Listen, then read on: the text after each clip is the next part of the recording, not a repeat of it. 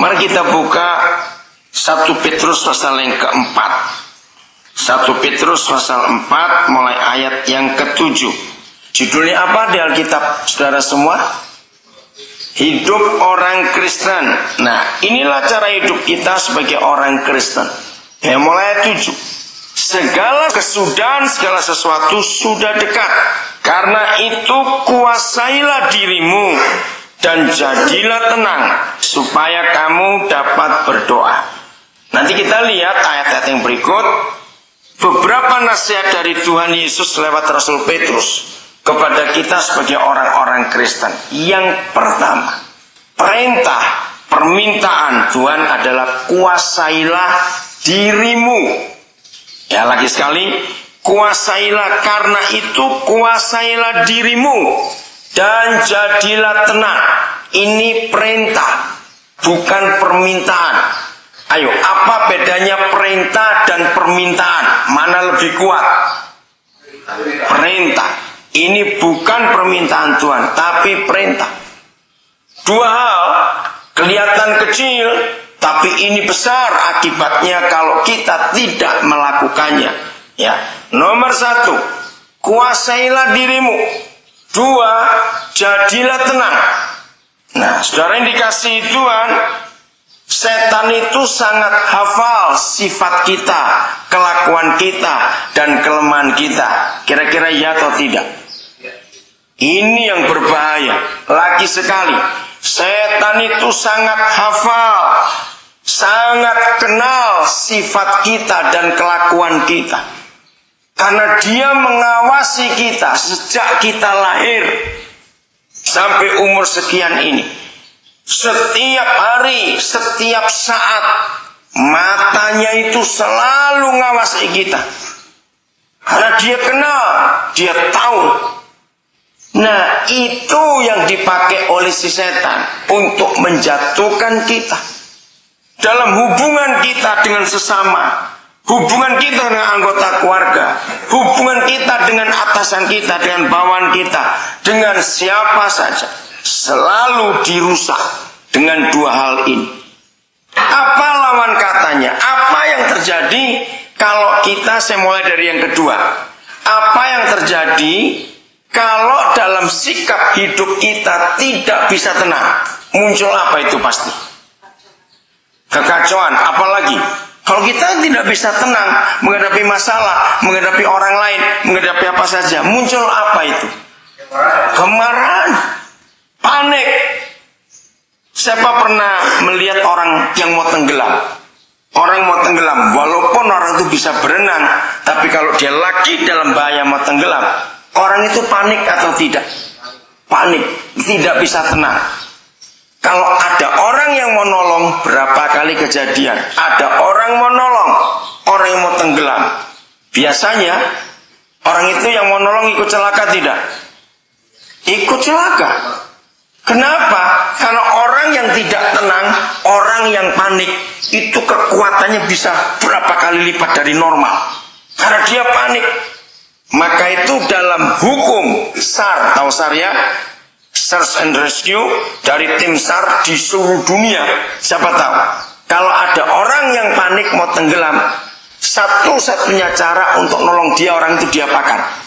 Ayo diapakan. Siapa yang pernah tahu itu? Ya gak usah ragu-ragu. Dipukul supaya dia pingsan. Itu satu-satunya cara. Tidak ada cara lain. Kelihatannya kejam, tapi kalau yang mau tenggelam nggak dibuat pingsan, nggak dibuat tenang, yang mau nolong ikut mati juga. Aneh bukan? Karena orang panik itu berbahaya. Orang panik itu merusak keadaan. Nah, ini yang setan selalu buat dalam hidup kita. Jadilah tenang. Lagi sekali, ini perintah, bukan permintaan. Jadilah tenang. Menghadapi apa saja, jadilah tenang. Ini sulit dimengerti, tapi kita harus tahu. Mengapa kalau ada orang mau dioperasi, harus diapakan dulu? Nah, itu dia. Supaya apa? Supaya tenang. Bayangkan kalau nggak dibius, dokternya kepalanya ditinju nanti waktu dia mau dipotong. Nah, jadilah tenang itu penting menghadapi apa saja. Setan itu kurang ajar betul, selalu membuat kita panik. Nah, saya mempelajari ini, hanya ada 2 hal yang membuat kita bisa panik. Enggak banyak ternyata. 2 hal, catat dan ingat. 1, kalau harga diri kita disinggung. Kira-kira ya atau tidak? Kalau harga diri kita disinggung, kita direndahkan orang, kita dikata-katai orang, pokoknya harga diri lah. Dengan cara apa saja, setan bisa buat. Suatu kali saya pernah ketemu, kami nginep di rumah satu keluarga. Marah-marah pagi-pagi, mau ibadah, sampai telat. Terus saya tanya, ini orang sudah tua. Waktu itu dia umurnya sudah hampir 70-an. Marah dia. Saya tanya, nggak mau jawab. Istrinya yang jawab. Kenapa saya tanya, bapak itu marah-marah? Dia marah-marah dengan kucing sebelah. Kucing, saya pikir, kenapa dengan kucing? Lucu bukan? Sampai mau ibadah telat gara-gara kucing. Saya tanya, kenapa kucing itu? Kucing itu memang kurang ajar. Istrinya cerita, kalau berak mesti di halaman rumah kita. Berkali-kali sampai, aduh, dia bilang 1 kali sudah jengkel betul, kotoran kucing di sekop begitu dilempar ke sebelah lagi. Pintunya, apa tuh, pagar sudah dikasih tutup supaya nggak masuk. Bisa saja dia masuk. Nah, kucing juga orang ajar juga. Kenapa berak di situ? Kenapa nggak berak di rumah yang punya rumah? Nah, akhirnya saya ngajar pada mereka. Tuhan sedang melatih kesabaran Bapak. Kalau lewat orang sudah nggak bisa lagi, Tuhan bisa lewat binatang, lewat keadaan, lewat apa saja untuk dilatih. Karena Tuhan ingin kita sempurna. Ya, itu ujian. Jadi panik, tidak jadi tenang, tidak bisa tenang, itu merusak, itu merugikan. Coba ingat-ingat kapan terakhir kita marah pada seseorang. Ya ingat-ingat saja. Biasanya nomor 1 ini, ketika harga diri kita disinggung. Maka itu di dunia ini hanya ada 1 jenis orang yang gak bisa tersinggung. Orang mati. Betul tidak? Orang mati gak bisa tersinggung. Maka itu Alkitab berkata, kamu sudah mati. Barang siapa yang percaya Yesus, orang itu sudah mati. Jadi ingat, yang membuat kita panik, membuat kita bangkit kemarahan kita, emosi kita. 1 karena apa tadi? Lupa, baru ngomong. Karena apa kita tadi? Harga diri kita. Kalau ada orang ngomong sedikit tentang harga diri kita, wah, kita langsung panas. Bulan-bulan pertama saya di Papua, sih lu nggak ngerti. Bilang kalau ada orang emosi, bilang itu sumbu pendek. Saya pikir apa sumbu pendek? Ternyata saya baru tahu apa itu sumbu pendek. Gampang tersinggung, cepat sekali marah, cepat sekali panik. Itu nomor 1. Apa tadi? Harga diri. Nomor 2, itu masalah uang. Kalau ada orang coba-coba sentuh harta kita. Contoh saja, kalau saudara baru beli motor, baru itu. Ada yang senggol, marah tidak? Nah, harta kita. Kalau diganggu orang lain, ada yang usil, wah, kita langsung emosi, kita panik, kita tidak bisa tenang. Sebetulnya kalau kita sudah hafal apa yang setan selalu buat untuk dia memancing kita tidak bisa tenang, harusnya makin tua, umur kita makin banyak, harusnya kita makin apa? Makin pintar. Ya atau tidak? Karena sudah berapa kali setan mengganggu kita, mencobai kita. Harusnya kan makin pintar. Ayo jujur, tapi kebanyakan kita makin tua makin apa? Makin bodoh, karena ketinggalan. Karena kita tidak mau belajar. Padahal kan cuma itu saja. Ya 2 hal tadi. Selalu 2 area dalam kehidupan kita yang membuat setan senang mengganggu kita. Lagi sekali, pertama apa tadi? Harga diri. Kedua apa? Harta kita, milik kita diganggu orang. Lihat berapa banyak terjadi di Papua. Tetangga kurang ajar, garis tanah dirubah batasnya itu. Sedikit, kok 2 meter ini kurang. Ya berkali-kali setan merusak hubungan kita dengan Bapa di surga dengan cara ketika dia tidak membuat kita jadi tenang, diganggu, diusik, diapakan saja. Maka itu latih ini. Jadilah, tadi perintahnya apa? Jadilah tenang. Nah yang kedua, kuasailah dirimu. Kuasai dirimu. Maaf, saya harus beri contoh dengan binatang, jangan tersinggung. Siapa pernah menenangkan anjing marah? Ya, tahu toh? Caranya bagaimana? Ya, tenangkan dia. Kuasai dirimu. Nah, maaf saya beri contoh juga, karena selama di Papua saya itu betul-betul kagum. Lihat cara orang Papua menenangkan babi. Ya, kok di pedalaman itu, kok meronta babi itu bisa bayangkan, menakutkan sekali. Apalagi kalau mau dipanah tuh salah panah, nggak kena jantungnya. Wah itu jadi ganasnya luar biasa itu babi. Kalau salah, seganas-ganasnya binatang, waktu mereka lagi marah, ternyata tetap lebih mudah dikuasai daripada menguasai orang yang sedang marah. Jawab ya atau tidak? Itu yang kita harus belajar. Kuasailah dirimu. Apa kata lain menguasai diri? Seperti menguasai binatang gimana? Apa kata lain menguasai diri? Menundukkan, menaklukkan, memerintah pada diri sendiri.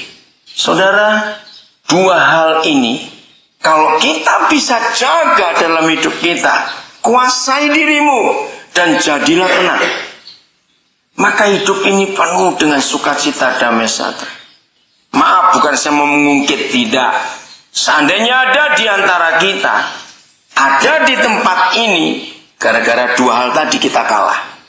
Nanti maksud saya, mungkin waktu kita dipanas-panasi, mungkin kita lagi emosi, karena setan hafal. Ingat ya, dari awal kita belajar setan kenal dan hafal sifat kita.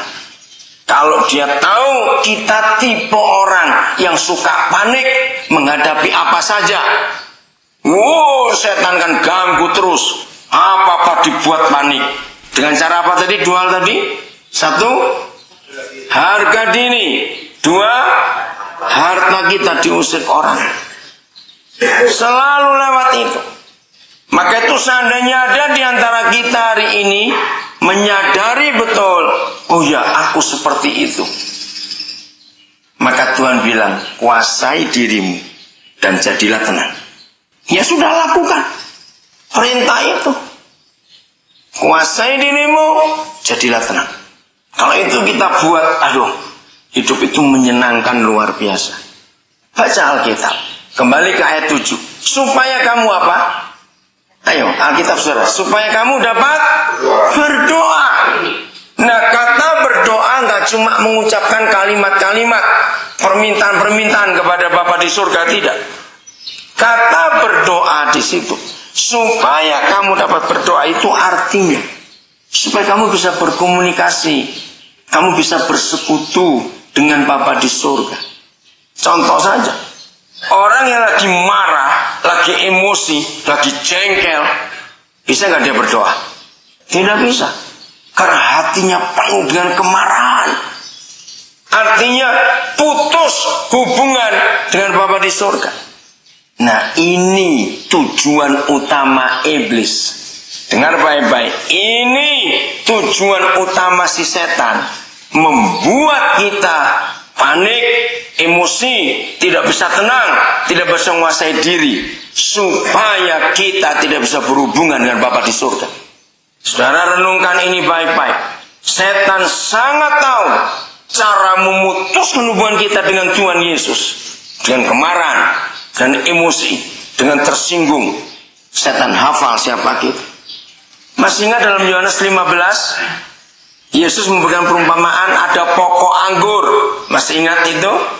Yesus pokoknya, kita apanya? Ranting-rantingnya. Nah, satu saja yang membuat ranting itu tidak bisa hidup dan berbuah ketika dia diputuskan dari pokoknya. Nah, arti ayat itu sangat indah. menjadi Kristen, menjadi anak-anak Bapa di surga, itu kita tidak boleh putus hubungan dengan Tuhan Yesus. Saya beri ilustrasi. Ada enggak jenis pohon yang selama kita hidup kita pernah temu di dunia ini? Ranting ini nempel, bosan dia jalan-jalan dulu, nanti bosan nempel lagi. Ada enggak ranting model begitu? Ada ranting plastik. Yang bisa dipasang, kotor dicuci lagi. Ada pohon plastik, ini banyak pohon plastik di sini. Nah, banyak orang Kristen seperti itu. Saya beri contoh begini. Ya, tanpa kita sadar. Tuhan, izinkan saya 5 menit saja nggak jadi Kristen. Saya mau pukul orang itu dulu. Setelah saya pukul, ampuni saya Tuhan, saya bersalah. Terus nempel lagi. Ada nggak kira-kira seperti itu? Banyak, tidak ada yang banyak. Kok tidak ada bagaimana? Ya, tanpa kita sadar, Tuhan, saya mau marah dulu pada orang itu, Tuhan. Dia kurang ajar betul. Setelah itu saya bertobat. 10 menit aja, Tuhan, 10 menit. Tanpa kita sadar, kita sebodoh itu dalam hidup kita. Maka itu Kristen kita tidak pernah benar. Nempel sebentar, koyehe, balik lagi, nempel lagi. Keluar lagi, mabuk lagi, judi lagi, bertobat, nempel lagi. Kapan kita mau jadi Kristen yang benar? Bagaimana pohon itu bisa jadi baik? Jadi kalau Tuhan Yesus berkata, akulah pokok anggur yang benar, dan kamu, kita semua ranting-rantingnya, cuma satu artinya, nempelah terus. Katakan amin. Terus menempel, melekat kepada Tuhan. Tidak boleh keluar masuk. Tidak. Betul-betul harus nempel. Wah, kalau itu kita kerjakan, saudara, sungguh hasilnya itu luar biasa. Sukacita, damai sejahtera dari surga menguasai kita. Jadi begini, belajarlah untuk sering-sering buat iblis jengkel. Katakan amin dulu, saya terangkan. Bisa tidak kita buat iblis jengkel? Ayo saya tanya ini, bisa tidak kita buat iblis jengkel? Bisa. Caranya bagaimana? Ayo, caranya bagaimana? Pancing dia. Oi, bagus katanya, pancing dia. Pancing dia untuk apa? Jadi marah. Caranya betul, tapi caranya mancing bagaimana? Ayo. Jangan terpengaruh. Betul. Apa kalimat yang lebih tepat, yang lebih mudah untuk kita ikuti? Jadi gini, kalau setan buat kita emosi, tertawalah. Goblok kamu setan, aku tahu caramu, aku gak akan emosi. Suruh orang-orang sepasar ngecek aku gak akan marah. Itu iblis jengkelnya luar biasa. Ngerti caranya? Jadi waktu dia memancing emosi kita, waktu dia mengganggu harga diri kita, kita cuek, kita malah senyum. Kalau 5 orang dikirim oleh iblis untuk nyinggung perasaan kita, untuk menghina kita, ngomong, tambah 10 lagi. Katakan amin, cepat. Tambah 10 lagi, kan jadi 15 nanti. Datang 15 orang yang memancing kita emosi. Tertawalah, setan tambah 5 lagi. Tahu caranya? Nah, kalau kita buat itu, setan, kamu ya, dia yang marah pada kita. Dia jengkel betul-betul. Nah, itu cara kita mengalahkan si iblis. Ketika harga diri kita diinjak-injak, senyum. Kalau harga diri kita diinjak, apa hidung kita hilang? Apa kuping kita lepas? Tidak. Nggak ada yang kurang dari hidup kita. Betul? Justru kalau kita meladeni mereka, ada yang hilang dari kita. Itu damai sejahtera. Kalau damai sejahtera kita hilang, hubungan kita dengan Bapa di surga putus. Karena kita marah. Kalau itu gampang atau susah ngeledek iblis? Ayo, gampang atau susah buat iblis marah? Gampang sekali. Balik saja. Kalau dia bisa buat kita marah, sekarang balas dendam. Awas kamu ya, aku akan buat kamu marah mulai hari ini. Jadi kalau teman-teman satu sel, teman-teman di sini saling ganggu, diam. Maka itu kenapa Tuhan Yesus berkata, jangan balas kejahatan dengan kejahatan. Nggak ada gunanya. Kenapa dia berfirman, kalau musuhmu lapar, beri racun dia. Nggak begitu. Kalau dia lapar suruh kasih makan. Kalau musuh kita haus, kasih minum. Mengapa ada hukum itu?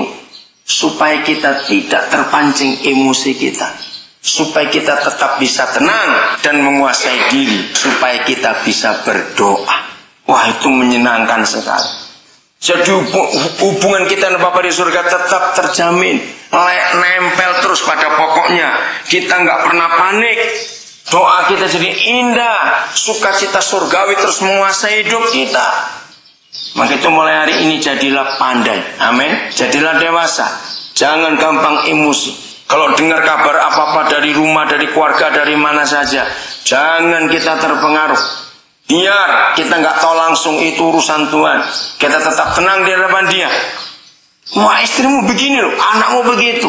Diam di hadapan Tuhan, diam. Karena Tuhan mau kita jadi bijaksana. Ayat 8, 1 Korintus 4 ayat 8-nya sekarang. Tetapi yang apa? Terutama. Apa arti kata terutama? Yang pertama, nggak ada lagi di atas itu. Yang terpenting, ini hidup Kristen kita. Tetapi yang terutama, suruh apa kita? Ini perintah lagi. Perintahnya apa? Ayo kuat suara supaya yang lain bisa dengar nggak Alkitab? Kasihlah. Bagaimana? Sungguh-sungguh. Ini perintah, bukan permintaan. Tetapi yang terutama, kasihlah sungguh-sungguh seorang akan yang lain, sebab kasih menutupi banyak sekali dosa. Ini sungguh luar biasa. Ini perintah yang terutama, yang penting. Tidak ada yang lebih penting daripada itu. Kasihlah dengan sungguh-sungguh seorang akan yang lain. Nah, sama cara iblis merusak hubungan kita satu dengan yang lain. Mereka panas-panasi kita untuk marah pada suara kita. Mereka bangkitkan emosi kita untuk kita tidak suka pada orang lain. Maka itu ada perintah hidup orang Kristen yang terutama. Setelah kita bisa menguasai diri, kita bisa tenang, kita bisa berdoa, berhubungan dengan Bapa di surga, maka yang berikut adalah kasih dengan sungguh-sungguh. Nggak sekedar mengasihi saja, tapi dengan sungguh-sungguh. Memang ini berat, memang ini susah.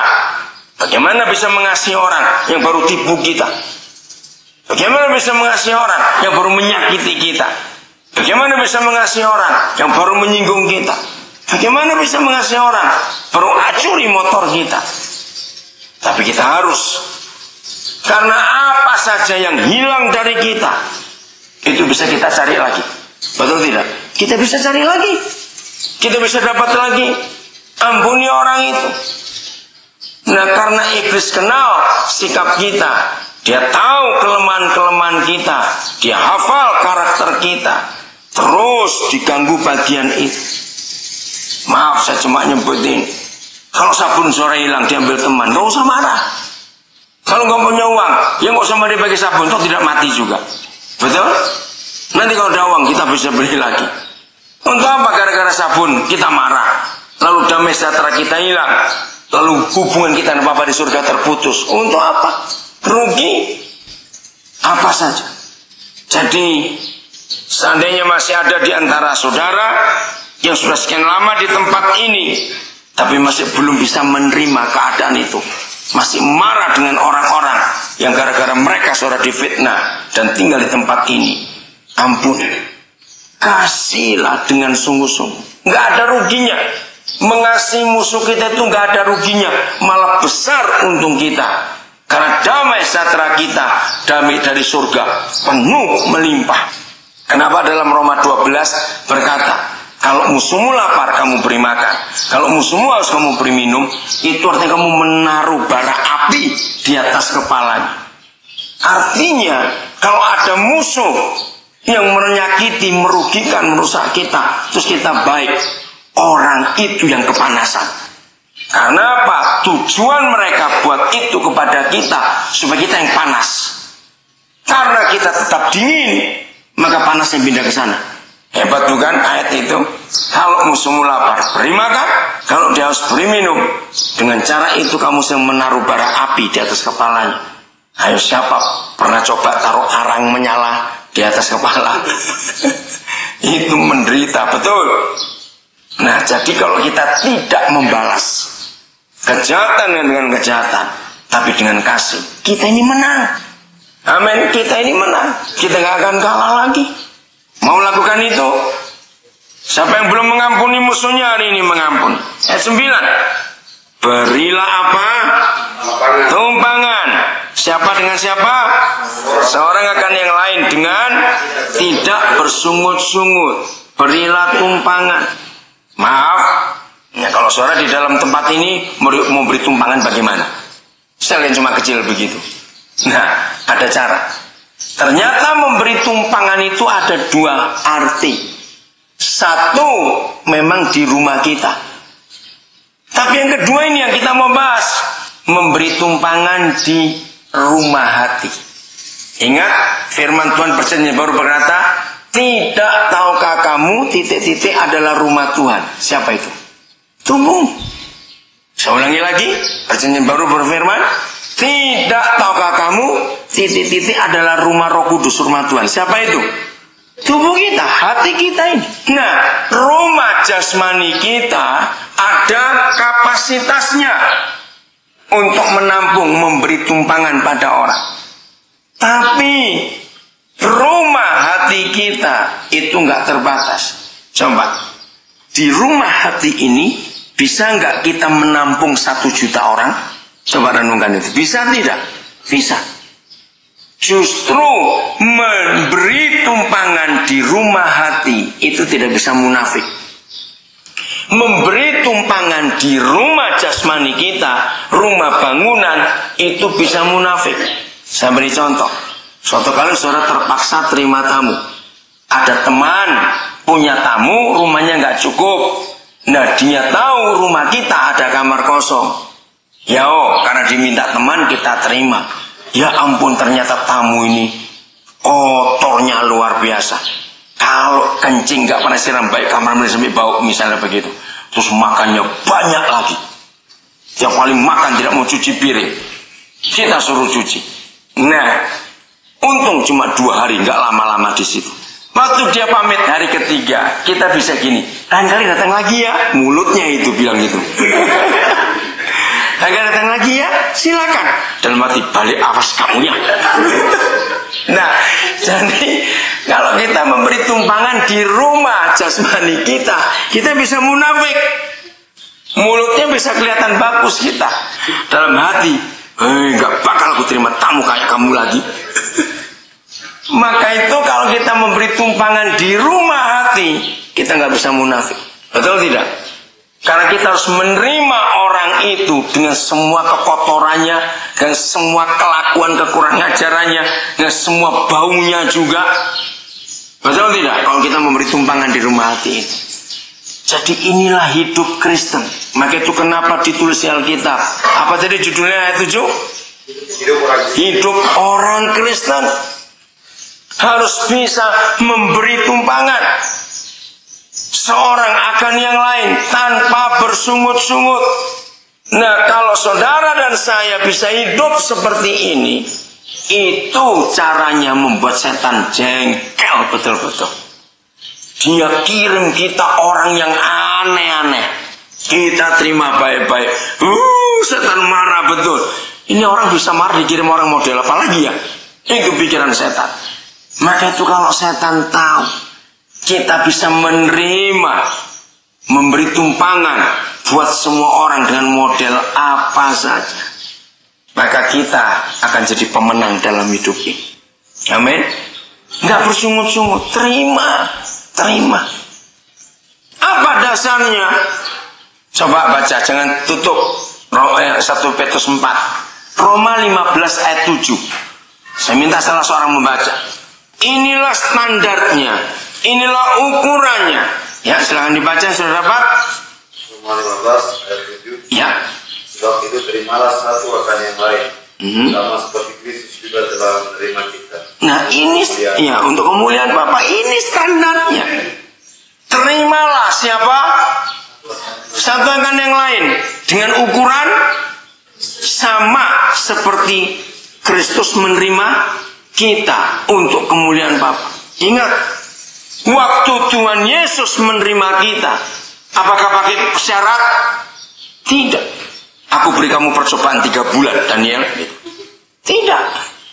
Waktu kita masih berdosa, waktu kita masih kotor, waktu kita masih rusak, waktu kita masih jahat, saat itulah Yesus Tuhan menerima kita. Amin. Nah, ukuran itu yang harus kita pakai untuk memberi tumpangan buat orang lain dalam hidup kita. Sama seperti Kristus menerima kita. Jadi Tuhan gak mau kita sombong. Kalau kita pilih-pilih orang, hanya orang yang baik yang kita terima, memberi tumpangan di hidup kita, kita jahat. Karena waktu Tuhan Yesus menerima kita, memberi tumpangan dalam hatinya, kita masih dalam kondisi apa? Ayo, masih dalam kondisi apa kita ini? Jahat, berdosa, rusak. Itu dia terima kita. Maka itu ayo kita belajar untuk itu. Sudah berkali-kali walaupun tidak sering. Ada bayi-bayi, yang namanya anak bayi. Maka itu saya ini bisa bedakan. Maaf, ini mamanya ini mikir, ini sudah jamnya bangun, tapi kok tidak bangun-bangun. Nah, kami bertamu ke rumah keluarga itu. Sampai 1 jam. Maaf, ada yang gak beres ini. Kok gak bangun dia? Akhirnya kami ikut nengok ke kamar. Biasanya anak bayi kalau bangun, biasanya dia apa? Menangis. Sebagai tanda untuk dijenguk. Ini tidak. Begitu. Kami